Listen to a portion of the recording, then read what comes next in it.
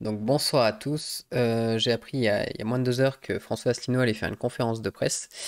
Du coup, étant adhérent il y a quelques années, donc entre 2014 et 2017, ayant pas mal milité jusqu'à me présenter aux législatives pour ce parti, je me suis dit que ce serait intéressant que je vous donne mon analyse sur ce qui va être dit ce soir, ce que le parti est devenu, ce que François Asselineau est devenu et ce qu'il a présenté. Allez, c'est parti. Cette conférence de presse où je Ah, vais faut monter un peu le son. vous avez déjà dit d'ailleurs dès 2019 que j'étais candidat à l'élection présidentielle. D'ailleurs, le journal Le Monde avait été le premier à le signaler. Et donc je le reconfirme cette fois-ci, mais en assortissant cette conférence de presse d'un programme qui n'est pas le programme encore définitif, mais que vous avez peut-être pu voir pendant les quelques minutes où l'on vous a fait un petit peu attendre le temps que tout le monde arrive, et qui est un programme qui est quand même assez détaillé, qui est même très précis, Bon, du coup, sur le design du programme, ils ont fait des efforts, c'est bien mieux qu'en 2017. riche en informations et en décisions qui ne sont pas des décisions floues, des propos généraux, des intentions Après, sur le contenu, toujours, ça n'a comme pas je l'air le d'avoir sais, des changé choses énormément depuis extrêmement 2017. Je précises. retrouve les mêmes thèmes pour le moment. Il y a, depuis, vous le savez, j'ai créé un mouvement politique en 2007, il y a donc 14 ans et demi, le 25 mars 2007, et je me suis présenté pour la première fois à l'élection présidentielle en 2017. Depuis 2007, mais aussi depuis 2017, de très nombreux événements sont intervenus sur la scène nationale ou internationale et qui, si vous me le permettez, n'ont cessé que d'apporter de l'eau au moulin des analyses et des propositions que je fais depuis plus de 14 ans. Toujours aussi orgueilleux. Après, le nouveau design là, de campagne est pas mal. J'avoue que le François Asselineau, FA, 2000 FA22, notre avenir, la France, notre avenir, pourquoi pas? C'est mieux qu'en 2017 aussi. Le Brexit avait été voté, mais il était encore très loin d'avoir été mis en œuvre puisqu'il est entré en vigueur en 2020. Et je me rappelle que pendant l'élection présidentielle, pendant la campagne présidentielle, on m'avait attaqué là-dessus en me disant: vous voyez bien, ça ne marche pas, c'est pas possible, et ci et ça. Eh bien, le Brexit a eu lieu, et il se passe, on aura peut-être des questions tout à l'heure, il se passe finalement très bien, nonobstant les campagnes que l'on nous annonce sur les pénuries, comme s'il n'y avait pas de pénurie en France et dans le monde. Depuis 2017, on a parlé aussi du Polexit. C'est d'ailleurs le sujet du jour. Je n'ai quand même pas rêvé. Hier, la couverture même du journal Libération portait sur ce sujet. On ne parlait pas du Grexit. On ne parlait pas du Czechsit. Donc l'idée de sortir de l'Union européenne, qui paraissait complètement farfelue en 2007 quand j'ai créé l'UPR, qui paraissait quand même vraiment complètement à côté de la plaque même en 2017, et maintenant dans tous les esprits. J'ajoute... Pour ça, il le ramène sur le tapis, mais c'est en train d'être sorti des esprits justement. Marine Le Pen est revenue en arrière, les candidats qui parlent du Frexit sont assez rares et peu entendus. Mais en tout cas, c'est bien de ramener le sujet sur le tapis. Peut-être que ça mobilisera un peu les autres candidats sur ce sujet-là. L'appauvrissement des populations en Grèce. Le fait que, même si on n'en parle pas beaucoup en France, sauf dans des revues spécialisées, les Allemands sont très inquiets de ce qui se passe à la Banque centrale européenne. Il y a des Allemands qui ont saisi le tribunal constitutionnel de Karlsruhe pour obtenir la fin du quantitative easing, comme on dit, des rachats de dettes d'État sur le marché secondaire par la Banque centrale européenne. Et les nouvelles élections et le nouveau gouvernement qui va prendre place pour succéder à Mme Merkel, avec très probablement le chancelier Scholz du SPD dans une alliance avec les libéraux du FDP et les Verts, eh bien, les libéraux du FDP sont là, comme c'est un faiseur de roi, pour imposer leur volonté. Donc, ils vont demander une FDP, c'est rigueur triste comme beaucoup nom plus pour des Français, mais importante à la Banque centrale européenne.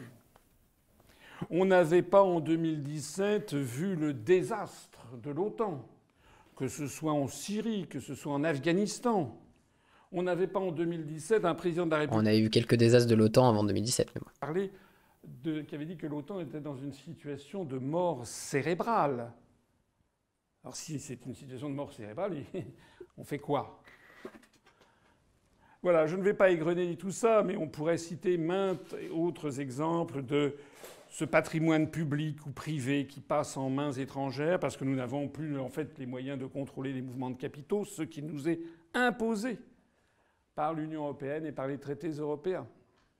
Je ne Bon, voudrais bien sûr, je reviens pas sur ces analyses, hein, je vous invite à les regarder par ailleurs. Enfin, voilà, ça c'est des analyses qu'il fait en permanence, je vais pas commenter, rien de nouveau sous le soleil.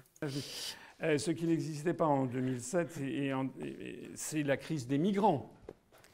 La crise des migrants qui a montré l'irréalisme de l'espace Schengen, qui a montré à quel point le pouvoir politique est dépourvu de vrais moyens d'action, parce qu'il est contraint par les traités européens, par l'espace Schengen, par la jurisprudence de la Cour de justice de l'Union européenne et par certains articles de la Cour européenne des droits de l'homme.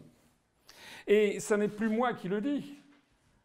C'est maintenant M. Michel Barnier, qui a été 17 ans dans les arcanes du pouvoir, que j'ai connu d'ailleurs lorsque j'étais moi-même conseiller auprès de M. de Charette. M. Barnier, qui est un homme pour qui j'ai du respect, et qui, après avoir négocié pendant 4 ans le Brexit, a fait cette déclaration sensationnelle quand même, qui est qu'il faut, si on veut régler vraiment les questions migratoires en France, conformément à ce que souhaite une écrasante majorité de la population, il va falloir, a-t-il dit, se soustraire à certains articles des traités européens, à la Cour de justice de l'Union européenne et à la Cour européenne des droits de l'homme. Vous avez vu que ça lui a valu aussitôt les fatwas des européistes, puisque nous sommes dans un pays où il n'y a plus de débat sur ces questions, ce qui tranche d'ailleurs avec les pays du nord de l'Europe, ou a fortiori au Royaume-Uni, puisqu'en France, il semble que le débat est strictement limité entre être pour l'Europe et être pour l'Europe. Voilà. C'est-à-dire que vous avez le droit d'être pour ce qui se passe, ou alors pour une autre Europe, mais surtout, surtout pas de débat sur le Frexit. Voilà. On a le droit d'être pour une autre Europe. Éventuellement, vous avez vu que ça fait florès en ce moment à droite. Chez des candidats de droite, tout le monde veut faire prévaloir le droit national sur le droit européen. J'ai expliqué que c'est absurde, que ça ne marchera pas, que c'est interdit pour toute une série de raisons. D'ailleurs, d'abord une raison pratique. Non, effectivement, même si j'ai quitté le parti depuis quelques années, sur ce point-là, je suis toujours d'accord, hein. Croire qu'une autre Europe est possible, faut pas rêver un seul instant. C'est totalement impossible de renégocier quoi que ce soit. Générale de l'Union européenne, ce que je ne souhaite pas personnellement, parce que je souhaite que les choses, le retrait se fasse en bon ordre. D'ailleurs, le Brexit s'est passé en bon ordre en définitive. Je ne dis pas que les négociations ont été faciles. Mais enfin, ça s'est passé. Il n'y a pas de guerre. On a gardé nos relations diplomatiques. On continue à faire des échanges. On continue à se parler avec les Britanniques. Moi, je ne voudrais pas qu'une Union européenne s'effondra comme l'Union soviétique s'est effondrée, avec des crises politiques, des crises monétaires, financières, etc. Nous voulons que la France, comme vous le savez, sorte de l'Union européenne en bonne intelligence avec ses voisins. Et c'est ce qui m'avait plu en 2017, et ce qui m'avait fait dès 2014 rejoindre l'UPR, c'est qu'effectivement, on est clair sur nos intentions, on considère que ça marche pas, on en sort. Après, libre à chacun. Moi, je suis pour potentiellement reconstruire quelque chose, pas forcément au niveau européen, mais on en sort proprement et on fait pas des bras de fer à la Mélenchon, qui malheureusement, c'est le gros point faible de son programme selon moi, est trop européen malgré tout, malgré tout ce qui s'est passé depuis 30 ans, et n'arrive pas à dire fermement on quitte l'Union européenne, ça ne fonctionne pas. Parce qu'il y a cette idée à gauche comme quoi l'union des peuples, c'est l'avenir, faut qu'on soit tous unis. Je suis persuadé qu'on peut être tous unis et bien s'entendre, mais que se passer des frontières nationales à l'heure actuelle, c'est encore un peu précoce, et qu'il faudra encore une grosse évolution et une grosse harmonisation de ce qui se passe dans les différents pays du monde avant de pouvoir imaginer une union des peuples, etc., etc. Qu'est-ce qui se passe?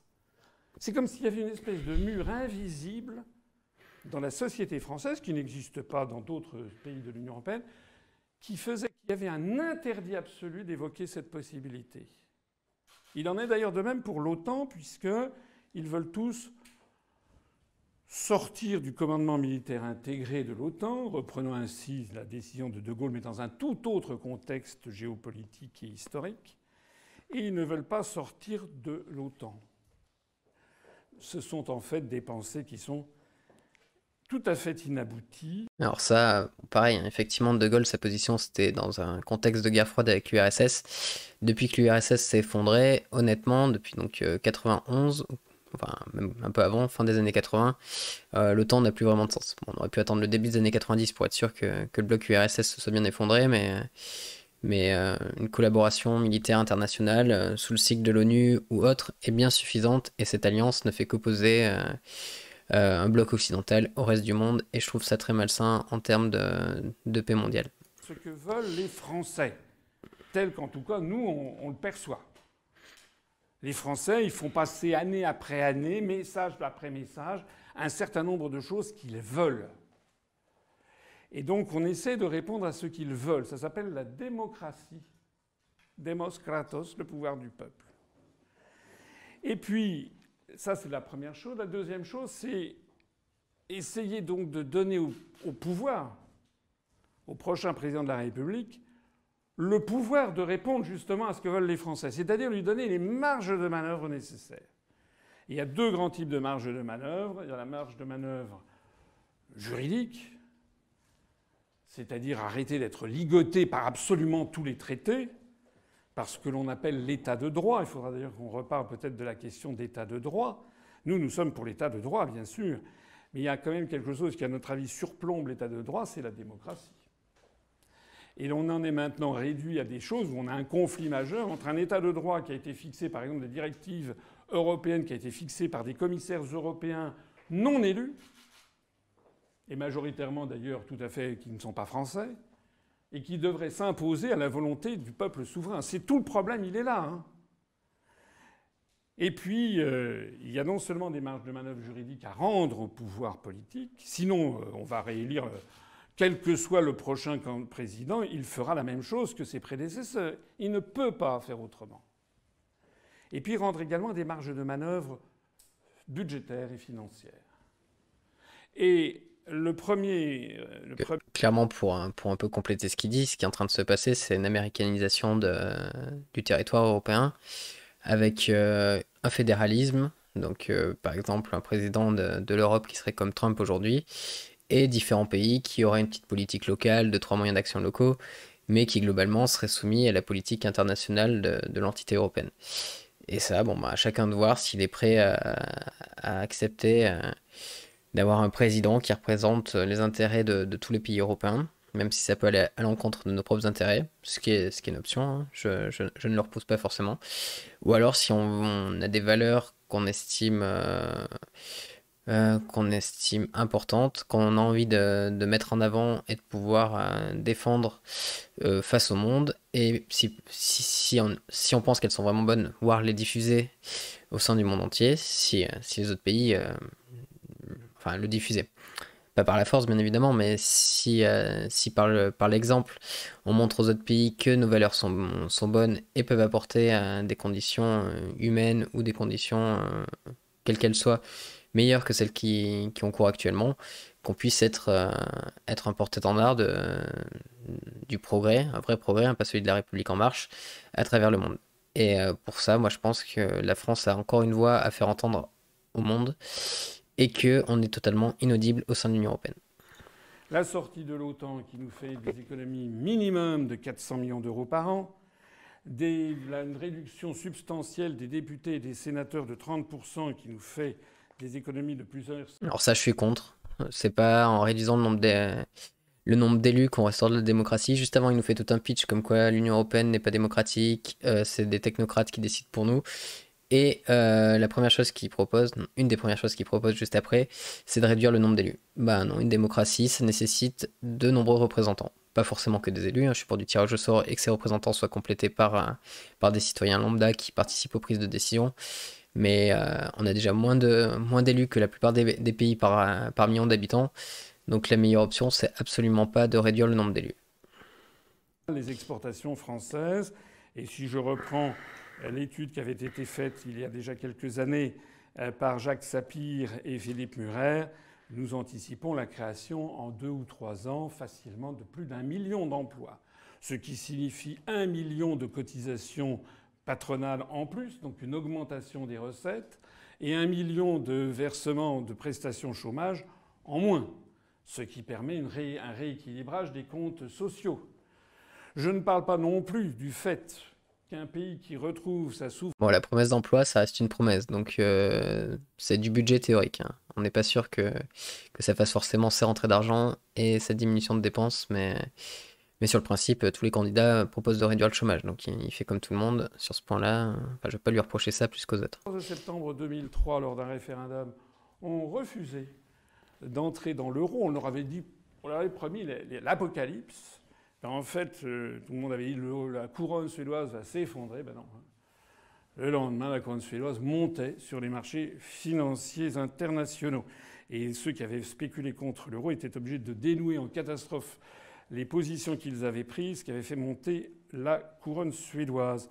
Et en fait, on a assisté à une très bonne tenue de l'économie suédoise, qui est un pays de 9 millions d'habitants et qui a sa monnaie et qui se porte finalement mieux que les autres pays de l'Union européenne en moyenne, en tout cas mieux que la France. Pareil d'ailleurs pour le Royaume-Uni. Je rappelle quand même qu'on nous explique que le Brexit serait une catastrophe, mais rappelez-vous ce qu'on nous avait dit. On nous avait dit qu'on verrait des centaines de milliers de gens de la City traverser la Manche comme ça, égarés. Monsieur Macron avait dit qu'il allait mettre le tapis. Bon, il caricature bien sûr sur la force de la Suède, malgré son refus de participer à l'euro. Ça a peut-être joué. Après, tout ramener au fait qu'ils sont pas dans l'euro et que ça les aide, il y a d'autres facteurs. Un pays se porte bien via de nombreux facteurs. Mais globalement, l'euro n'est pas en faveur de tous les pays européens et je pense pas que la France en profite aujourd'hui. Après, est-ce que la Suède en aurait profité? Est-ce que ça aurait été pire? Je sais pas. Mais en tout cas, à l'échelle nationale, je pense que l'euro, c'est quelque chose de très mauvais. Son exemple est mal choisi selon moi, mais au moins ça peut mettre en valeur cette idée auprès de gens qui n'ont pas forcément le temps de faire la réflexion entière et de comprendre pourquoi la sortie de l'euro serait bien pour la France. Pour ceux qui se rappellent qu'il y avait 28 États dans l'Union européenne et qu'il n'y en a plus que 27. On peut le présenter de diverses façons, mais comme je ne veux pas vous infliger une lecture des 27 points plus le dernier, parce que vous trouverez que je suis trop bavard, c'est un reproche que l'on me fait souvent, je dirais simplement de façon, je vais essayer de résumer un petit peu ça en classant ça sous 3 têtes de chapitre: liberté, égalité, fraternité. Liberté. La liberté, c'est que nous avons tout un volet pour rendre la société française plus démocratique. Avec des référendums, tout ça c'est des choses qui existaient déjà en 2017, mais je reprends mon compte. En 2017, on avait un référendum d'initiative populaire, on va l'appeler le RIC, le référendum d'initiative citoyenne, dont les modalités seront précisées. Alors, c'est absolument pas de l'opportunisme de changer le nom, hein, mais bon, bref, c'est vrai que le principe était le même. Mais effectivement, dès 2017, et c'est pour ça que je soutenais ce parti aussi, on proposait un référendum d'initiative populaire. Je dis on parce qu'à l'époque j'en faisais partie. Et aujourd'hui, donc, ils maintiennent cette idée avec le référendum d'initiative citoyenne, bien évidemment en flirtant sur la vague des Gilets jaunes qui proposait ce référendum sous ce nom-là. Et après tout, pourquoi pas? Présidentielle. Et si j'ai un souhait à formuler d'ores et déjà, c'est que j'aimerais que cette élection présidentielle se déroule dans un climat de fair play. C'est-à-dire qu'il n'y ait pas des candidats qui bénéficient de 25-30% du temps de parole quand d'autres ont des miettes. Et à la fin, on s'aperçoit que celui qui a eu des miettes, il a eu des miettes de voix. Parce que vous le savez très bien, vous savez parfaitement, et de plus en plus de Français le savent, parce que grâce à Internet, les choses se savent, qu'il y a une corrélation extrêmement étroite entre le temps de parole à la télévision ou à la radio et le résultat.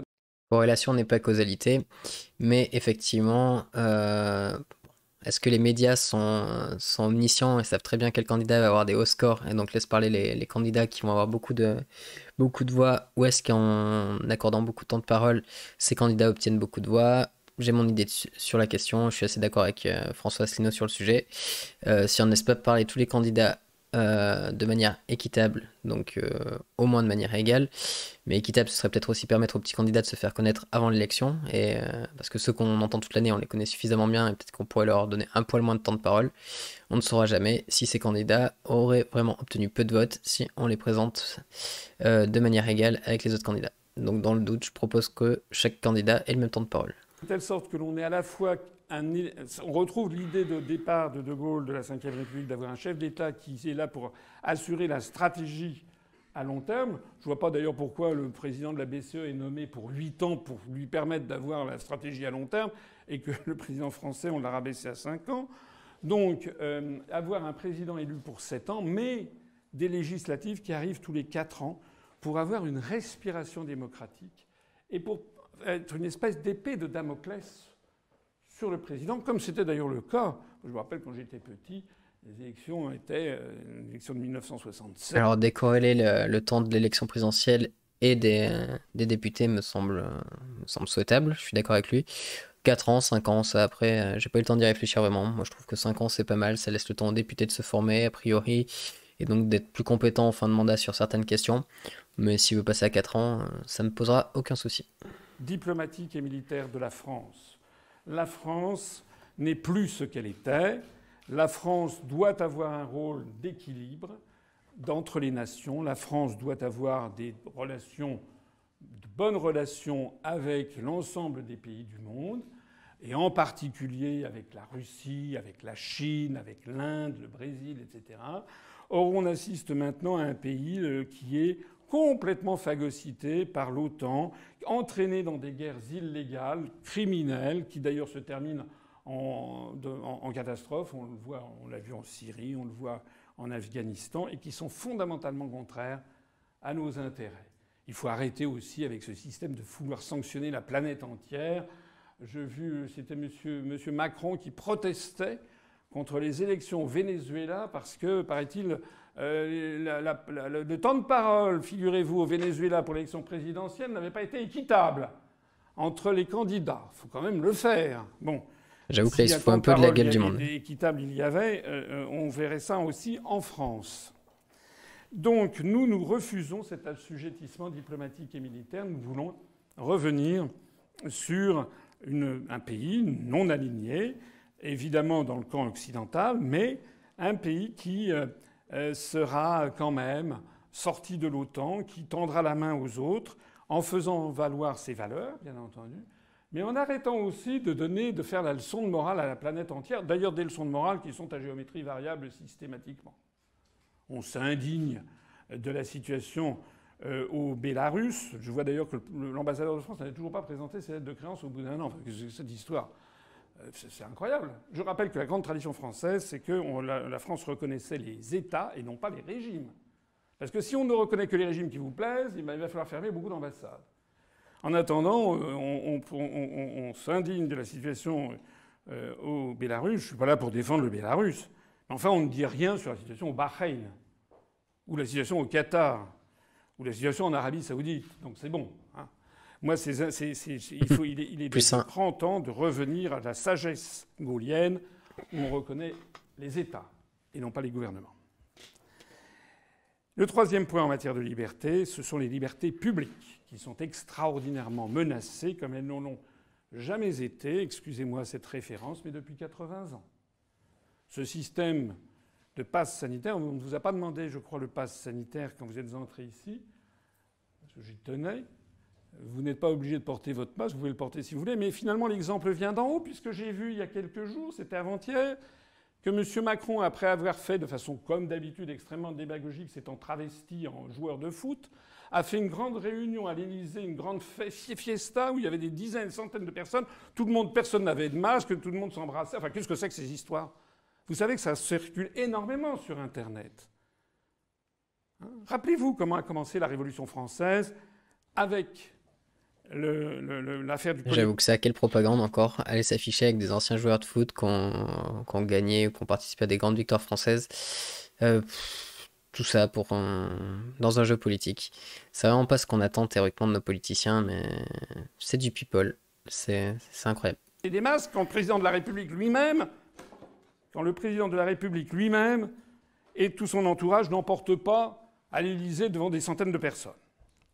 Donc ce que nous voulons, c'est rétablir la France. Rétablir la France. La France, ça veut dire le pays des hommes libres, hein, étymologiquement. Rétablir la France, refuser une société de surveillance, refuser le crédit social à la chinoise qui nous pend au nez Hein, si nous continuons avec ces systèmes de QR code, etc., etc. Bon, alors là, c'est un peu du catastrophisme. On n'est pas encore dans un régime chinois. Faut être méfiant. Après, c'est bien de le rappeler, mais bon, ça sert à rien de faire peur aux gens en leur disant que ça va se passer comme en Chine d'ici 1 an ou 2. On a quand même de la marge, mais effectivement, c'est pas un modèle qu'on souhaite et nos dirigeants sont plus près de nous amener vers ce modèle-là que de nous protéger de ce modèle chinois où on surveille tout le monde tout le temps. Ça, c'était le volet liberté. Eh bien, en matière d'égalité, nous voulons rétablir de la justice sociale en France et de l'égalité entre les citoyens parce que depuis un certain temps, les grands idéaux républicains ont été perdus de vue, même si on les couvre d'éloges constamment. Il y en a qui ont la bouche tout le temps les valeurs républicaines, mais en fait, dans la pratique, ça n'est plus le cas. D'abord, le rétablissement des grands services publics à la française. Nous mettrons un coup d'arrêt immédiat à toutes les procédures de privatisation rampantes, exigées, comme vous le savez, pour l'essentiel, pour la quasi-totalité. Alors là, je fais une remarque aussi pour tous ceux qui disent, parce qu'on m'a traité de facho à l'époque, quand j'étais à l'UPR, quand les gens disent que l'UPR c'est un parti d'extrême droite et que c'est un des rares partis, voire le seul parti qui propose une renationalisation et une défense des services publics avec autant de fermeté, ça me rendait fou à l'époque. Mais vraiment. À ce que souhaite l'écrasante majorité des Français. À part peut-être des ultralibéraux, vous savez, ça fait 14 ans que je parcours la France, que les gens soient de vote à droite ou vote à gauche, les gens, ils veulent avoir la SNCF, ils veulent avoir les PTT, ils veulent avoir la Demoiselle des Postes, ils veulent avoir EDF, qui leur assure d'ailleurs un service avec des prix raisonnables. Pareil pour le gaz. Actuellement, la flambée des prix d'EDF et de GDF, il y aurait beaucoup à dire dessus, notamment sur le marché européen de l'énergie. Mais on oublie quand même que ce sont des services publics qui ont une vocation sociale et que donc il n'est pas normal d'étrangler les gens avec la montée des prix de l'énergie, comme ça se fait. Je n'ignore pas, bien sûr, les tensions sur les marchés internationaux, mais je n'ignore pas non plus que, sous pression allemande dans le cadre européen, on est en train d'essayer de détruire notre système nucléaire de production d'électricité, la fermeture, par exemple, de la centrale de Fessenheim. Alors, depuis quelque temps, ça semble changer. D'ailleurs, j'ai prévu dans ce programme, vous le verrez. Bon, alors il y a 5 ans, par contre, je marque une différence. C'est que déjà, il a un peu plus parlé des migrants qu'à l'époque. Là, il parle aussi un peu plus du nucléaire.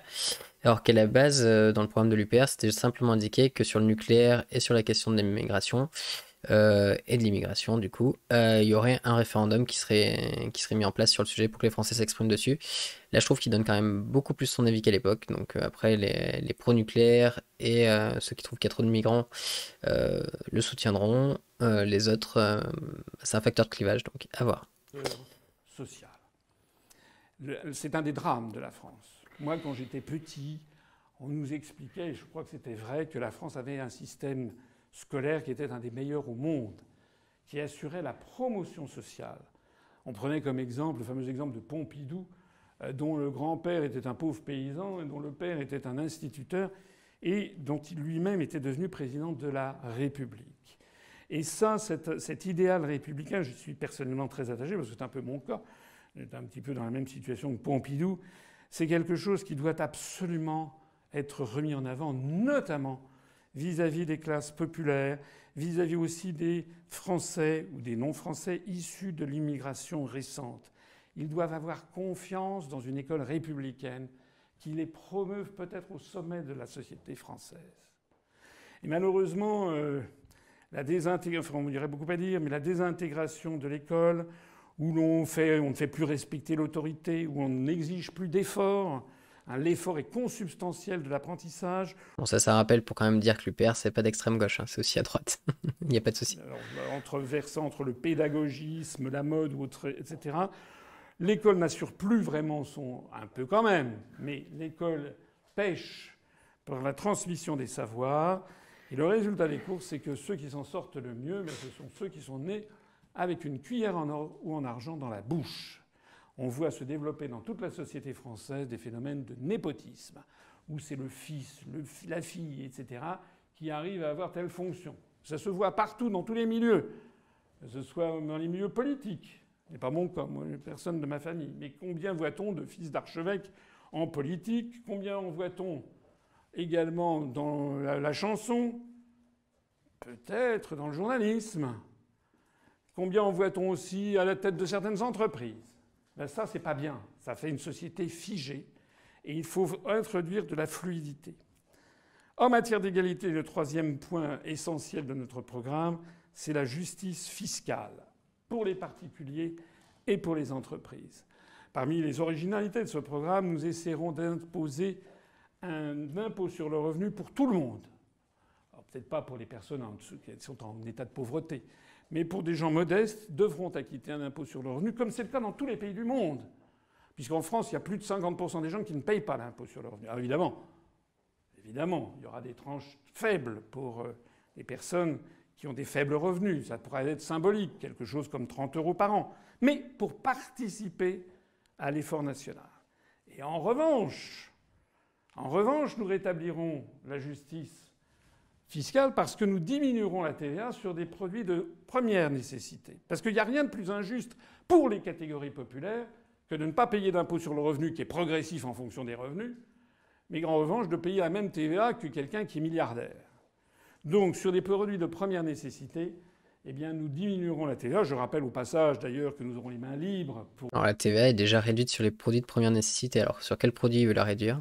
De l'Union européenne. Vous savez que tout est ligoté dans tous les domaines. Je me rappelle quand j'avais été directeur de cabinet du ministre du Tourisme, pour changer la TVA sur la restauration, ça a pris des années pour obtenir de la Commission européenne qu'elle daigne accepter qu'on change la TVA sur les restaurants en France. Tout ça pour qu'au final, les restaurateurs qui avaient promis d'embaucher n'embauchent pas. Donc la réduction de TVA, ça peut avoir un intérêt, mais c'est plutôt les riches qui vont au resto qui en ont profité que les pauvres, hein. Donc à voir. Moi, sur ça, je suis assez dubitatif. Je vois pas trop ce qu'apporte sa réforme. Faire payer les pauvres des impôts sur le revenu, une baisse de la TVA sur des produits, il faut voir lesquels. Et je vois pas forcément de redistribution dans le sens, et plus de justice, dans le sens où les riches ne paieront pas plus, visiblement. Donc c'est juste une redistribution des impôts des pauvres. Ça, je suis pas convaincu. Eh bien, nous procéderons à un strict contrôle des mouvements de capitaux qui permettra de lutter contre l'évasion fiscale qui représente des dizaines de milliards d'euros de pertes pour l'État. Ah, évidemment, je suis d'accord que ce programme n'est pas forcément pour plaire aux plus grandes fortunes de France. J'en conviens. Qui d'ailleurs détiennent des médias. J'en conviens aussi. Mais le problème de la France, il est là. Et puis, nous procéderons à un rééquilibrage capital-travail. Depuis maintenant un certain nombre d'années, les revenus du capital sont devenus excessifs par rapport au travail. Donc nous ferons une augmentation du SMIC. C'est pas nouveau. Je vois d'ailleurs tous les candidats maintenant proposent l'augmentation du SMIC. Sauf que ce qu'ils ont oublié, c'est que nous sommes dans l'euro et que Mme Christine Lagarde a tiré la sonnette il y a quelque temps pour expliquer qu'il ne fallait pas que les augmentations de salaire soient supérieures à l'inflation pour la viabilité de l'euro. C'est-à-dire que les projets de tel ou tel candidat qui veut rester dans l'euro mais qui promet des augmentations phénoménales de salaire seront, à peine ce candidat serait-il élu, qu'il ferait le pèlerinage à Francfort à la BCE et reviendrait la queue entre les jambes pour expliquer qu'il ne peut pas faire les augmentations de salaire qu'il a promis. Nous, si, puisque justement on sort de ces étaux, je vous ai dit que l'objectif, c'est de redonner des marges de manœuvre au gouvernement. Donc nous avons prévu une augmentation du SMIC substantielle de 24% sur les 5 ans, c'est-à-dire une moyenne de 4,4% par an en taux composé. Ça ne sera pas forcément linéaire, mais il y a absolument besoin de redonner du pouvoir d'achat aux catégories modestes de la population. Alors c'est une hausse de pouvoir d'achat assez modérée, hein, sachant qu'il y a de l'inflation déjà de base. Je la connais pas, mais généralement elle est entre 1 et 3%. Donc une augmentation du SMIC de 4,4%, ça donne une petite hausse du pouvoir d'achat année après année. Mais au bout de 5 ans, on sera encore très loin du pouvoir d'achat des SMICards d'il y a 20-25 ans.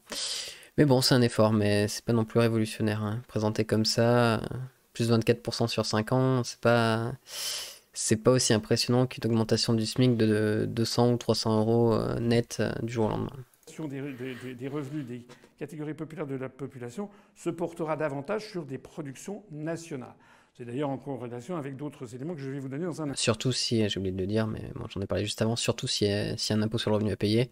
Donc il se peut que l'augmentation de salaire leur permette tout juste de payer leur impôt sur le revenu. Donc bon, bref. La lutte contre tous les extrémismes et les communautarismes. Alors c'est le grand sujet du moment, je ne vous l'apprends pas. Vous savez que l'UPR reste toujours extrêmement prudente sur des questions qui touchent aux hommes. Et donc, ça fait penser à ce... Vous savez que j'aime bien la civilisation chinoise. Il y a un joli proverbe chinois qui dit « On doit gouverner un grand pays comme on fait frire un petit poisson ». C'est-à-dire qu'il faut être très prudent dans ce que l'on dit. Il ne faut jamais attiser les haines entre les gens. Et je suis personnellement inquiet de l'état d'esprit actuel de la population. Donc nous voulons lutter contre les extrémismes. Ça veut dire par exemple interdire le financement des lieux de culte en France par toute puissance étrangère, quelle qu'elle soit. Même une puissance étrangère qui aurait payé le divorce de Nicolas Sarkozy. Nous, c'est quelle qu'elle soit. Nous voulons... Après, juste une parenthèse, il s'est quand même affiché à plusieurs reprises avec d'autres partisans du Frexit, ou en tout cas anti-européens, ils sont pas forcément à fond pour le Frexit, dont certains sont d'extrême droite. Donc c'est de la lutte contre les extrêmes, mais selon ce qui nous arrange sur le moment, on peut peut-être parler un peu avec eux. Donc c'est pas une lutte implacable contre les extrémismes. Mais bon. 75% de la population, si on reste dans l'espace Schengen. Je rappelle par exemple que les attentats qui ont eu lieu à Nice il y a quelque temps, c'était un Tunisien qui était entré frauduleusement en Italie par Lampedusa et qui était entré en France par l'espace Schengen. Pareil, je crois, pour le Tchétchène de l'affaire du drame absolu de Samuel Paty. Donc il faut... Nous sortirons de l'espace Schengen, nous rétablirons donc le contrôle aux frontières. D'ailleurs, souvent, moi j'ai vu des gens qui disent « Ah, mais comment vous voulez rétablir le contrôle aux frontières ?» Je dis « Oui, mais d'ailleurs, c'est ce qui existe. Hein. Si vous allez aux États-Unis, à Djerba, à Moscou, Tokyo, etc., vous êtes contrôlé aux frontières. Dans tous les pays du monde, on contrôle aux frontières. La France aussi. D'ailleurs, vous avez vu que le Royaume-Uni est en train de rétablir des passeports. Qui dit contrôle aux frontières ne dit pas interdiction de circuler. La France a toujours été au centre de l'Europe occidentale, une terre où les gens entraient et sortaient, mais il y a des contrôles aux frontières. Il y a d'autres éléments que vous trouverez dans le programme. Sur l'insécurité, je dirais plusieurs choses. C'est que nous avons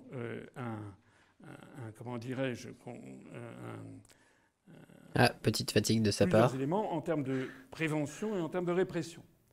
S'agissant de la prévention, le retour à une police de proximité, très souhaitée par les habitants, qui a disparu pour de sombres raisons budgétaires et que nous voulons rétablir.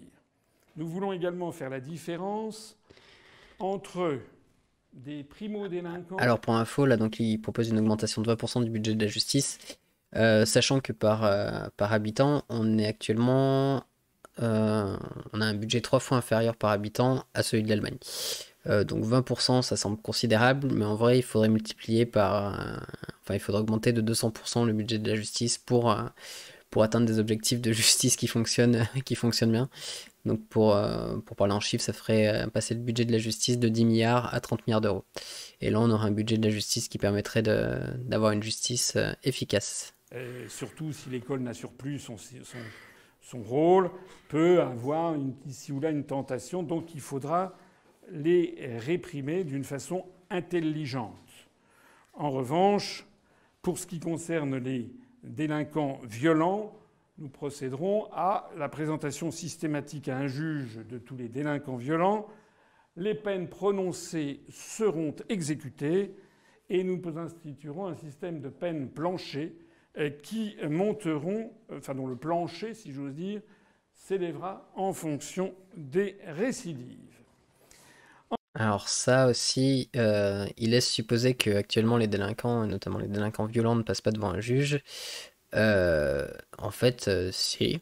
Quand on fait un délit, et encore plus un délit violent, il y a un juge qui s'occupe de juger la personne. Enfin bon, je sais pas pourquoi il sous-entend ça. Parce qu'il faut tous qu'ensemble que l'on empêche la planète de devenir une poubelle géante. Et puis c'est aussi un devoir vis-à-vis de nos descendants, de nos enfants, de nos petits-enfants. N'oublions pas que nous avons hérité de cette planète et que nous la donnerons ensuite à nos petits-enfants. Donc rien ne serait pire que de leur laisser une planète qui est complètement dégradée. Alors, moi, je ne suis pas un prophète de l'apocalypse général, parce que l'être humain a quand même montré sa résilience. On arrive quand même, il y a des zones quand même où il y a des choses qui ont été faites et très bien faites. En matière d'écologie, je sais pas. Ah, ça, il a du mal avec l'écologie. Alors, je suis pas un catastrophiste non plus, mais il a quand même du mal à dire que l'écologie est un enjeu fort, hein. Il veut bien faire deux, trois efforts, mais il a du mal avec ça. Je pense que c'est générationnel, hein. Et malheureusement, je sais pas s'il arrivera à changer d'ici la fin de sa vie, mais ça, malheureusement, il n'arrive pas à s'engager suffisamment sur l'écologie à mon goût. On est mieux protégés. Vous avez des hectares, des dizaines de kilomètres de côtes qui sont restés vierges, hein, comme je pense notamment à la Bretagne ou même dans certains coins de la Méditerranée. Allez dans d'autres pays méditerranéens, vous verrez que tout a été bétonné. Mais je voudrais dire ici, en matière d'écologie, quelque chose qui me paraît très important. C'est que pour ce qui me concerne, l'Europe et l'écologie sont absolument antinomiques. Et pourquoi donc ? Parce que les traités européens, qui, comme vous le savez, imposent des politiques, ce sont des traités internationaux d'un genre très particulier, ils imposent des politiques ultralibérales, des politiques de libre circulation des mouvements de capitaux, des politiques de libre circulation des marchandises, des politiques poussant au moins-disant social, mais aussi au moins-disant écologique. On le voit bien d'ailleurs, les pénuries qui nous arrivent là en ce moment, c'est bien parce que l'appareil productif de beaucoup de pays, notamment en France, ça a été transféré en Chine, par exemple. On se dit, va-t-on avoir des jouets pour Noël ? Ben oui, si on n'avait pas tout transféré en Chine. D'ailleurs, si vous allez dans des trucs style Toys R Us, je crois qu'ils ont fait faillite d'ailleurs. Une fois j'étais allé, j'avais regardé, il y a 95% des productions, c'était made in China. Donc si on fait tout fabriquer à 14 000 km de chez soi, on fait une noria d'avions, de supertankers, etc., etc. On émet des gaz à effet de serre. On produit dans des pays comme la Chine, où les protections écologiques et environnementales sont des plus faibles, etc., etc. Donc tout ceci est contraire. C'est la raison pour laquelle nous voulons faire une relocalisation, autant que faire se peut, des productions industrielles. Alors, je disais ça il y a 5 ans, tout le monde me brocardait. Maintenant, même M. Macron le dit. Donc il faut relocaliser. C'est la nouvelle, c'est la saison automne-hiver 2021 de M. Macron, et qui nous sort ça. Sauf que, bien entendu, tout ça n'a aucun sens, puisqu'on ne se donne pas les moyens. En tout cas, enfin, pour revenir, pour commenter quand même ce que j'ai vu jusqu'à présent, il y a vraiment des efforts qui ont été faits sur les visuels et sur la communication, c'est quand même beaucoup plus recentré. C'est vrai que François Asselineau est ultra bavard et que c'est très très fatigant à terme de l'écouter. Mais là, j'avoue qu'il va à l'essentiel et ça fait plaisir d'avoir un candidat qui se rend compte qu'il faut pouvoir parler aux électeurs et pas seulement à ses adhérents. C'est quoi notre 28e proposition ? C'est que je prends l'engagement devant les Français de mettre en œuvre, en effet, ce programme. Et je peux le faire, c'est comme dans Pierre Dac, je peux le faire parce que nous aurons récupéré ces marges de manœuvre juridiques et financières. Sinon, je pourrais faire comme tout le monde, hein. Je passerais d'ailleurs peut-être davantage à la télévision. Si je disais oui, l'Europe, c'est formidable, simplement il y a des petits points, il faut une autre Europe, ça fait 70 ans que ça dure. Hein. Et puis voilà, je serais élu et je ferais quoi ? J'appliquerais les grandes orientations des politiques économiques fixées par la Commission européenne. J'appliquerais les directives de la Cour de justice. J'appliquerais les oukases de la Banque centrale européenne. En fait, je ferais ce qu'a fait M. Macron, M. Hollande, M. Sarkozy, c'est-à-dire, en fait, je serais le pilote d'un avion dont le plan de vol a déjà été tracé. Donc nous, et je prends l'engagement devant les Français que nous mettrons effectivement en œuvre ceci, et je le prends d'autant plus que je prévois une espèce de contrat de confiance, ça vous fera penser à un vendeur d'électroménager. Je prends un contrat de confiance, c'est-à-dire que si au bout de 2 ans et demi après mon élection, il n'y a pas la moitié, 14 de ces 27 engagements, qui n'ont pas été tenus ou en voie de l'être, je pense par exemple à l'augmentation du SMIC, ça sera en cours, hein, on aura pu voir déjà si ça a eu lieu, eh bien, je remettrai mon mandat à la disposition du peuple français qui tranchera pour savoir s'il a été ou non roulé dans la farine. Je termine. Alors ça, sur le principe, c'est bien. On lui avait déjà conseillé de le faire en 2017, il avait refusé. Quand je lui dis on lui avait conseillé, c'est des adhérents, dont quelqu'un que je connaissais très bien. On lui avait dit mais faut proposer quelque chose de comme ça, faut proposer quelque chose comme ça pour faire valoir sa probité. Après, bon, ça reste une promesse, hein. Macron, il avait promis plein de choses, comme faire un bilan chaque année devant le Congrès qu'il n'a pas fait. Est-ce qu'Asselineau le ferait si au bout de 2 ans et demi, il n'a pas réussi à appliquer son programme? Est-ce qu'il mettrait vraiment son mandat devant le peuple français? Est-ce qu'il le remettrait en cause? On va croire que oui. Enfin, en tout cas, si vous vous destinez à voter pour lui, il faut croire que oui. Sinon, effectivement, on peut mettre en doute. Et voilà. J'ai toujours pas décidé pour qui je votais, hein. Je précise au cas où. Mais... Les blocages de la société française et comment faire pour résoudre le problème. Je vous remercie de votre attention. Bon, vous avez compris, Asselineau 2022, c'est parti. C'est parti avec la presse. On a eu beaucoup de journalistes qui sont venus nous écouter. Alors, c'est le J'aurais bien aimé moment avoir les questions de quand se même. mobiliser plus que jamais pour les parrainages. On en a beaucoup de promesses. Il faut en avoir encore plus. Et aussi pour le nerf de la guerre, c'est-à-dire le financement de la campagne. Vous savez que nous avons 0 € d'endettement. Nous comptons rester avec 0 € d'endettement. Donc il vous appartient de participer. On a besoin d'argent, je le dis carrément comme tout le monde. On a besoin d'argent pour financer l'élection présidentielle et pour financer les élections législatives. Voilà, on a mis un compteur. Maintenant, c'est à vous de jouer. Vous savez que vos sommes sont déductibles à 2/3 de l'impôt sur le revenu que vous acquittez si vous en payez un. Merci d'y songer. Il s'agit de la France. À bientôt. Alors, les questions. Ah, les questions. J'allais dire, c'est dommage quand même.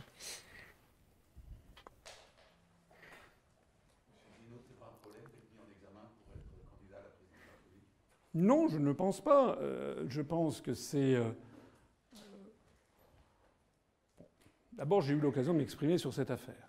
Vu que c'est en différé, j'aurais bien aimé qu'il repose la question en sous-titre. Je sais pas de quoi il parle. Qui ont été portés contre moi. Deuxièmement, Ah, ok. j'ai déjà une longue réponse.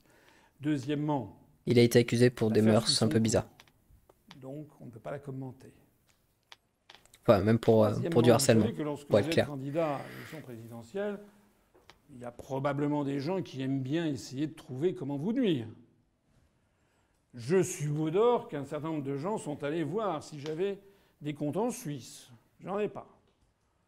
Si j'étais cité dans les Panama Papers, je n'y suis pas. Dans les Pandora Papers, non plus. Si j'ai des comptes à Grand Caïman, non plus. Est-ce que j'ai dépassé les plafonds de comptes à l'élection présidentielle de 2017? Nous en étions fort loin. Est-ce que j'ai un casier judiciaire? Qu'est-ce qu'il y a dans mon... Il a pas dépassé, mais il a bien tout dépensé quand même. Non, évidemment, c'est un peu gênant. C'est un peu embêtant. Voilà.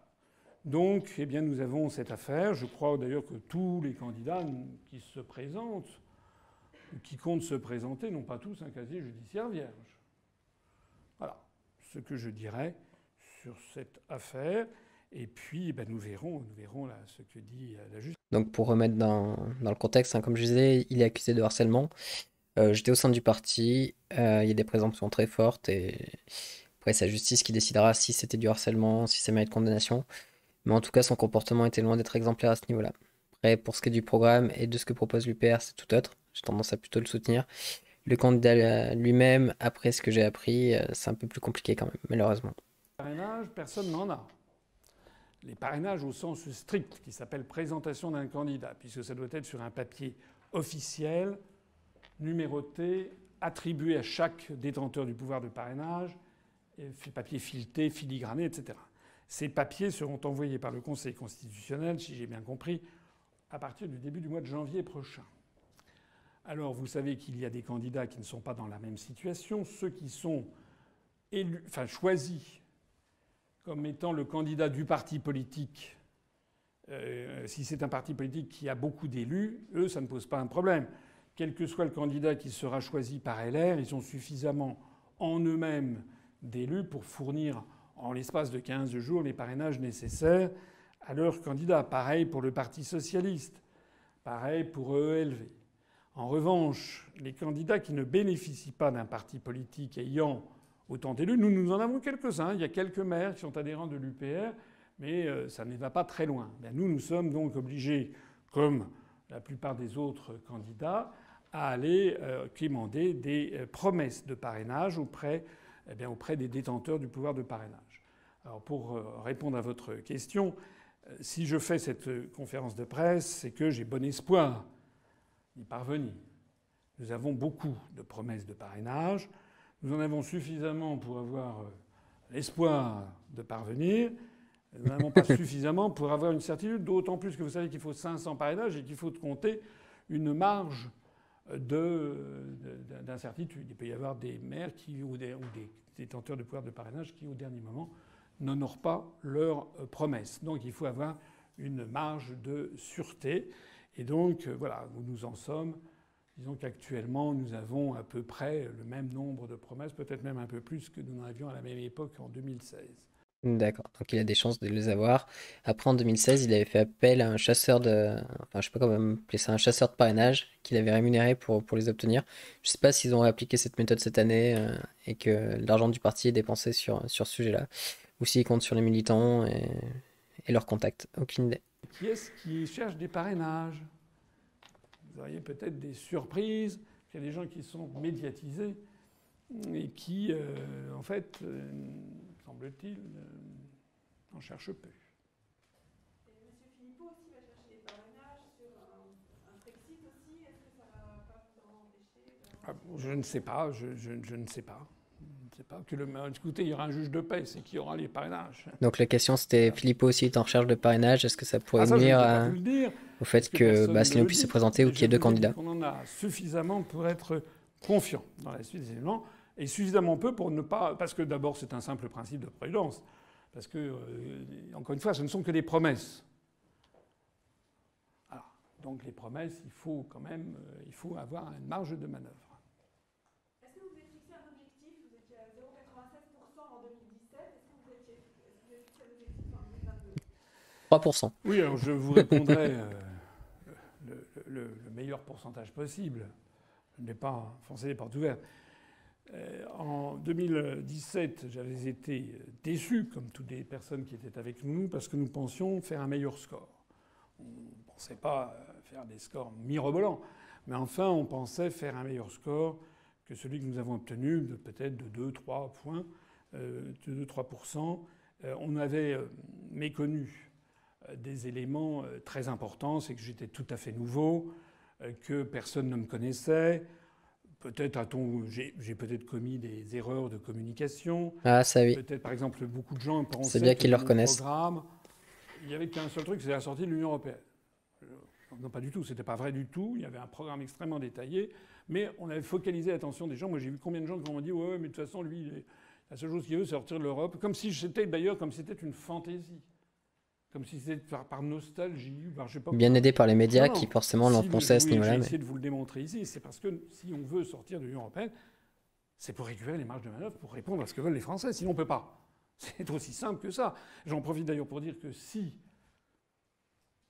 on ne sort pas de l'Union européenne en 2022, le problème continuera de s'aggraver dans les années qui viennent. Parce que vous êtes, comme moi, des citoyens français quand même. Comme moi, vous avez des amis, de la famille, des enfants, des conjoints. Vous savez quand même bien que la société française va de mal en pis. Vous savez qu'il y a quand même des attentes de plus en plus massives qui se prononcent. Et puis on fait comment pour régler ça? Moi, je ne veux pas de politique du bouc émissaire. Jamais. Je ne veux pas des yaka faucons. Et j'attends d'ailleurs que... Moi, j'ai mis sur la table un programme. Il n'est pas complet, mais il est quand même précis. J'attends de voir ce que vont faire les autres. Et j'attends de faire la jurisprudence du +1, que je vous invite peut-être à reprendre avec moi. C'est-à-dire d'appliquer cette grille de lecture à tous les programmes qui vous seront présentés. Mais est-ce que c'est possible, monsieur untel ou madame machin, est-ce que c'est possible ce que vous nous promettez dans le cadre des traités européens, dans le cadre de la Cour de justice de l'Union européenne, dans le cadre des instructions de la Banque centrale européenne? Alors si les médias font cet effort-là, ça va briser beaucoup d'illusions de beaucoup de gens, hein, je pense. Mais effectivement, moi je trouve ça totalement scandaleux que des candidats puissent avoir un temps de parole aussi important sur des médias déjà plus de 6 mois d'une élection et sans avoir un seul programme à présenter. C'est des idées, mais c'est exactement le cas de Macron en 2017 et 2016 où il s'est vendu sur une intention. L'intention de de dynamiser le pays, mais il n'y avait pas de programme derrière. Et quand on lisait le programme, au contraire, c'était un programme qui allait à l'encontre de tout ce qui promettait dans ces discours. Donc, il faut que les gens soient plus vigilants là-dessus et qu'ils prennent le temps de lire les programmes. C'est vraiment, enfin, ce sur quoi je lutte depuis un moment, mais lisez les programmes, c'est vraiment, vraiment important. Précise qu'il y a beaucoup de Français d'origine d'immigration membres de l'UPR. Ce sont des partis qui ont une lecture raciste, antisémite, anti-musulmane, etc. de la situation. Ça n'est absolument pas notre cas. Ce sont des partis qui, par ailleurs, sont assez favorables à des solutions expéditives en matière de droit. Ce sont des partis, en général, historiquement, les partis d'extrême droite, qui sont favorables à une alliance entre le pouvoir et les plus grandes fortunes. Nous n'avons strictement... J'offre une caisse de bouteilles de champagne à quelqu'un qui me montrerait en quoi nous sommes d'extrême droite. D'ailleurs, encore une fois, le ministère de l'Intérieur a tranché, pas seulement d'ailleurs, puisque je crois qu'il y avait également le CSA qui avait donné une injonction à France 5 qui nous avait qualifiés d'extrême droite. Je n'en dirai pas davantage du reste. Mais alors, il y a effectivement peut-être des gens qui considèrent que vouloir sortir de l'Union européenne, de l'euro et de l'OTAN serait en soi quelque chose d'extraordinaire. Alors là, c'est une extension du concept. Alors bon, historiquement, c'est faux. Pour terminer sur votre question, je vois que là, en 2017, vous achetez Libération d'hier matin, le drapeau européen, c'est la première en une. La question européenne, elle est là, elle est sur la table. Et fait compter. En caricaturant, on pourrait même dire que les résistants, finalement, pendant la Seconde Guerre mondiale, étaient peut-être d'extrême droite à vouloir sortir d'une Union européenne avant-gardiste. Non, je caricature. Effectivement, c'était la guerre, c'était absolument pas ce qu'on vit aujourd'hui, mais c'était juste pour la blague. Qui, j'espère, ne sera pas mal pris. Excusez-moi. Dans les pays scandinaves ou dans l'Europe du Nord, ou même en Suisse, lorsqu'il a été question que la Suisse gagne l'Union européenne. Nous, ce débat n'a pas lieu. Je vous l'ai dit déjà tout à l'heure. Le débat, c'est est-ce que vous êtes pour l'Europe ou pour une autre Europe ? Et si vous voulez sortir de l'Union européenne, c'est comme si vous aviez lâché une flatulence devant un public choisi. Non. Non, non. Nous allons nous imposer ce débat. Voilà. Et comme je vois quand même ce qui est le sentiment de la population, croyez-moi que ces idées que je développe depuis 14 ans ont énormément progressé depuis maintenant, je dirais depuis 2 ans. D'abord déjà avec le Brexit. Parce qu'on avait quand même expliqué aux Français que s'il y avait le Brexit, le Royaume-Uni serait rayé de la carte. Voilà. Puis les gens voient que non. Bon. Donc les gens, ils se disent, tiens, finalement, on avait un peu exagéré la situation. Et puis les gens voient bien l'accumulation des inconvénients, ils voient bien le nombre d'entreprises françaises qui passent en mains étrangères. Ils voient bien aussi à quel point la France est devenue complètement maintenant à la remorque de l'Allemagne, comment l'Allemagne conçoit les relations avec les pays de l'Europe et en particulier avec la France comme des relations de domination. Je citerai encore le transfert du moteur de je ne sais plus quelle fusée en Allemagne. On a en permanence le sentiment que la France est en train de disparaître et de perdre tous ses intérêts géopolitiques. On le voit dans tous les domaines. Donc, ça c'est perçu par la population. Et ce que nous voulons faire, c'est que on veut bien distinguer ce grand débat qui, de toute façon, va arriver, puisque, en tout cas, c'est ma conviction profonde, la construction européenne terminera comme la construction du socialisme, c'est-à-dire par une explosion générale.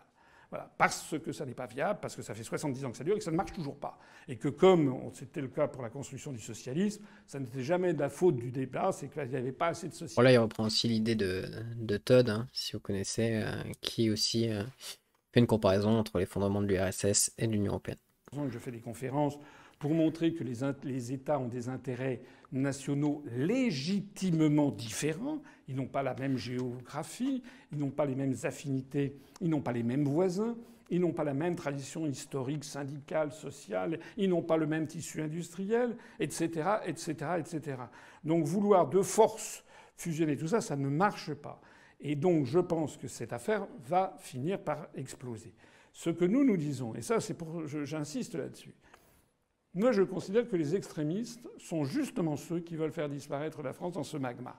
Ça ne marche pas, ça ne marchera pas, ça risque de se terminer en une explosion générale. Il est beaucoup plus prudent de faire en sorte que l'on sorte de façon juridique, comme le fait les Britanniques, calmement, en restant en bon terme avec nos voisins. Ça, j'y tiens beaucoup.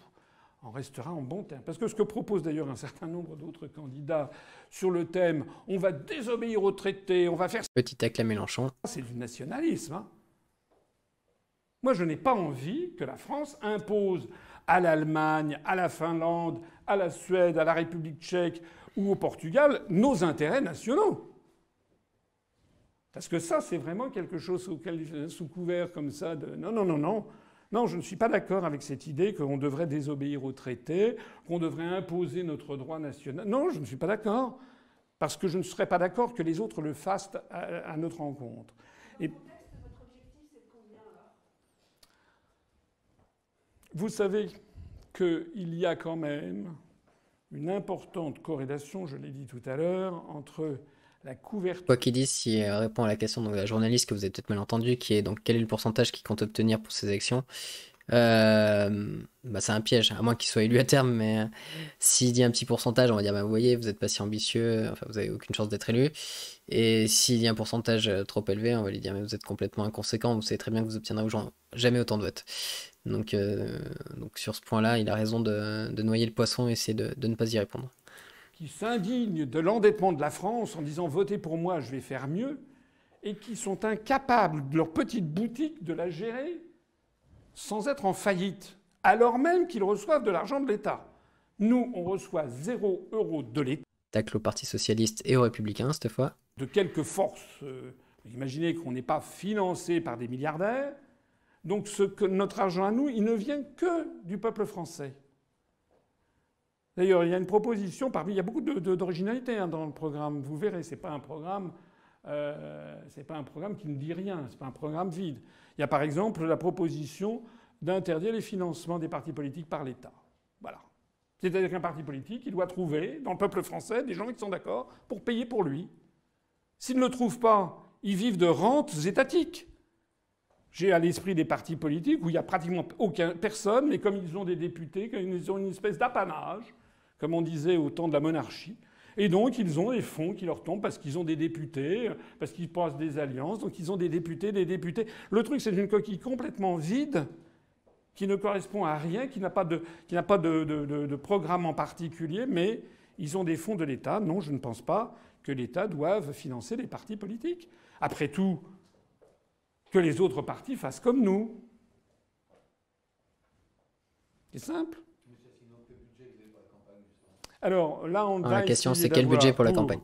Au moment même où je vous parle, nous avons lancé, c'est en cours, c'est bon, hein, donc le site assolino2022.fr. Vous pouvez aller déjà, il vient d'être mis en ligne. Donc, il y a un compteur d'adhérents. Ce site, c'est un compteur, pas d'adhérents, un compteur de dons pour récolter. Nous espérons récolter 3 millions d'euros pour la présidentielle plus les législatives. Vous voyez qu'on est quand même très loin des, je crois, c'est 22 millions d'euros qui sont recherchés. D'ailleurs, au passage, je ne me rappelle plus quel a été le budget en 2017. Un peu trop d'Isère. Je pense que c'était plus autour du million d'euros. Pourquoi a-t-on besoin de tant d'argent pour la présidentielle ? Nous, en 2017, on avait dépensé 1 800 000 euros pour la présidentielle. Ouais, c'est ça. Donc on est un peu sur les mêmes tendances qu'en 2017, un petit peu plus. Hein. En 2017, on avait dépensé 1 800 000 euros et on avait fait des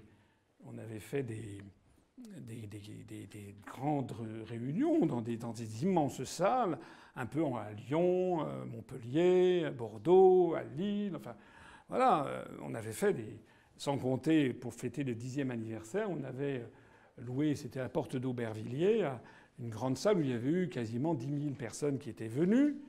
C'était quand même pas mal. D'ailleurs, nous ferons la même chose. Je vous donne tout de suite rendez-vous pour les 15 ans de l'UPERP. Ça sera le 25. Alors, j'y étais, il embellit un peu. Il n'y avait pas 10 000 personnes, mais il y avait plusieurs milliers de personnes. Je pense qu'il y avait bien 3 ou 4 000 personnes. Je pense pas qu'on était 10 000, hein, sincèrement. Une réunion, il y avait eu 10 000 personnes qui étaient venues, porte d'Aubervilliers. Eh bien, ça nous avait coûté 180 000 euros. C'est cher. Mais quand je vois que des campagnes dont on parle en ce moment, où il y a des affaires qui reviennent. Voilà, il paraît qu'il y aurait des candidats qui, en 2022, auraient dépensé 6 millions d'euros pour une réunion avec 20 000 personnes. En 2012, bien sûr. Il a dit 2022, mais c'est 2012. Moi, personnellement, je vois que nous avions fait une campagne qui était correcte. D'ailleurs, les campagnes électorales, elles se passent essentiellement à la télévision, à la radio. Voilà, moi, quand je suis allé en province, il y avait des gens enthousiastes. C'est important, bien sûr, que le candidat... Mais c'est pas là que se joue l'élection. L'élection, elle se joue d'abord à la télévision et à la radio. Donc, personnellement, je ne comprends pas ces montants. Parce que, d'ailleurs, en 2017, je n'avais pas eu le sentiment de faire moins de réunions publiques que les autres. Hein. J'avais même eu parfois le sentiment d'en faire plus que les grands candidats. Alors je ne sais pas à quoi sert cet argent. Personnellement, je m'interroge. En tout cas, tous nos comptes, c'est évidemment parfaitement transparent. Et voilà donc voilà ce que nous envisageons. Est-ce que vous proposez à M. Philippot de vous rejoindre? Pourquoi ils n'arrêtent pas de lui parler de Philippot? Il y a encore une question sur Philippot que j'ai pas très bien entendu d'ailleurs. Oui, sur le Frexit, ça ne m'a pas échappé. De même qu'il ne m'a pas échappé que lorsqu'il a créé son parti politique après 10 ans, avoir été, 10 ans après que je l'avais créé le mien, il a jugé bon de créer le sien. Bon, en reprenant 90% de ce que je disais. Pas que. Il y a ajouté, on l'a vu par exemple sur l'affaire récemment de la vaccination, des propos que j'ai jugés extrémistes pour ma part. Je rappelle que je n'ai jamais été anti-vaccin. Il a quand même eu des propos assez troubles à une époque sur le Covid, mais bon, plus sur le support à Raoult un peu aveugle qu'il a pu avoir à l'époque. Je préfère quand même quand il s'intéresse à la politique qu'au Covid. Je ne suis pas du tout anti-vaccin par principe. Par ailleurs, je n'ai pas versé... bref, je n'ai pas les mêmes amis, je n'ai pas les mêmes références, je n'ai pas le même public. On a des publics un petit peu différents. Voilà. Je regrette que M. Philippot ne soit pas venu. Vous savez, on est dans une scène... Regardez la scène politique française de façon générale. Les Français, c'est le peuple gaulois. La grande difficulté des gens à se réunir.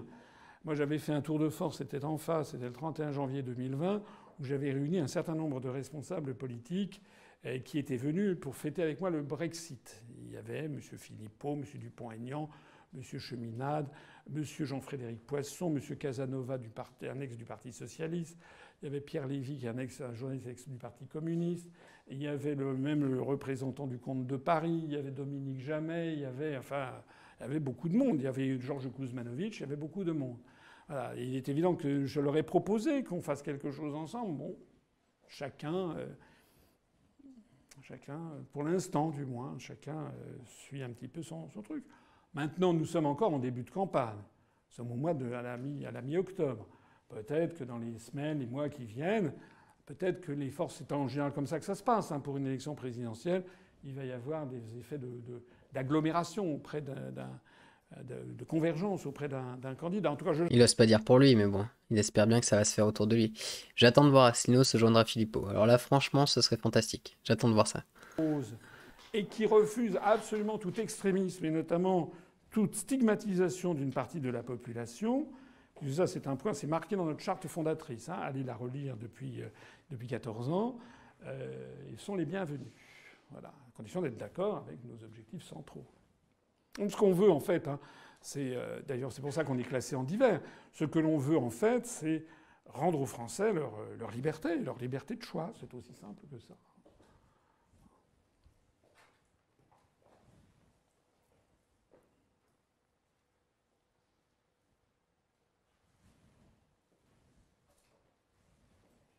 C'est tout?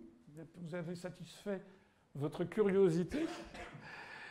Bon, écoutez, il me reste à vous remercier. J'en profite quand même pour vous dire que d'abord, vous avez des petites viennoiseries si vous souhaitez en prendre avec un café. Deuxièmement, je suis à votre disposition pour répondre à vos questions. Et pas forcément aussi, dans ce cadre aussi, mais si vous le souhaitez, il y a des personnes, je sais qu'on avait convié des youtubeurs qui ont préféré m'inviter sur leur plateforme.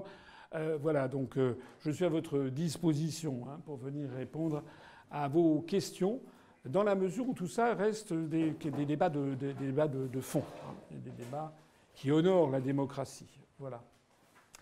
Merci beaucoup en tout cas. Bon, bah voilà. Euh, Du coup, je vais m'arrêter là, je pense. C'était assez intéressant. Ok. Ça n'a rien révolutionné. Ce que je noterais, c'est vraiment que, bah, en termes de communication, l'UPR a continué à progresser. Alors, comme je disais, j'ai découvert l'UPR en 2014. C'était comment dire, assez amateur à l'époque. En 2017, ça commençait à se professionnaliser un peu. Et là, j'avoue qu'en 5 ans, ils ont quand même fait des progrès. Le design de leur programme est plutôt sympa. Le discours de François Asselineau s'est simplifié. Et ça fait plaisir. Et les idées restent globalement les mêmes, hein. Comme je dis, il y a un peu moins de recul, enfin de recul. Il y a un peu plus de prise de position sur le nucléaire et sur les frontières qu'à l'époque où j'y étais. Euh, alors, à voir ce que ça peut donner, hein, si ça peut plaire ou ne pas plaire aux électeurs. Moi, j'avoue que le côté référendum sur la question du nucléaire et sur l'immigration me plaisait, que c'est un des facteurs qui faisait que je voulais rejoindre l'UPR à l'époque. S'il avait cette prise de position à l'époque, je sais pas ce que ça aurait pu avoir comme conséquence. J'avoue que la priorité pour moi, c'est quand même de sortir de l'Union Européenne, donc à ce niveau-là, il est quand même à peu près imbattable. Il y a Philippot qui lui fait de la concurrence, mais pour moi, c'est une pâle copie, malheureusement. Voilà, après, j'aimerais bien que d'autres candidats se révèlent un peu plus anti-européens, et peut-être que ça pourrait faire balancer mon vote. Je pense notamment à Mélenchon ou d'autres candidats, que je suivrai avec intérêt du coup aussi d'ailleurs pendant cette campagne. J'espère pouvoir refaire ce genre de petits live prochainement, essayer de suivre la campagne dès que j'en ai l'occasion. Donc j'ai d'autres impératifs malheureusement, donc je suis pas dispo très souvent les soirs pour faire ça, mais dès que j'ai l'occasion, je le ferai avec plaisir. J'espère que ça vous aura plu. N'hésitez pas à vous abonner à la chaîne Twitch ou à ma chaîne YouTube. Et puis je vous dis à bientôt. Bonne soirée.